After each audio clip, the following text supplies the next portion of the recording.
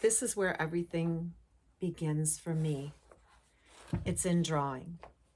I've been teaching fine art for nearly 40 years, and drawing has been the foundation of my work.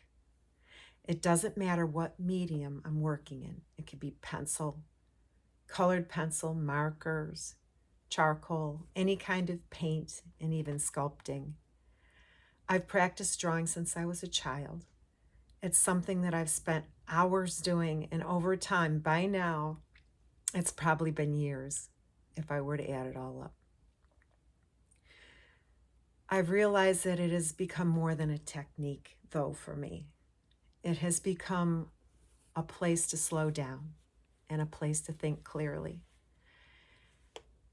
It is a place where my horses and animals and learning portraiture became my quiet work.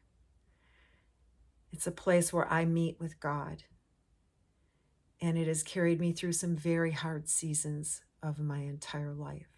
On this channel, I share structured classical drawing instruction gently and clearly so you can build real skill and reconnect in the process.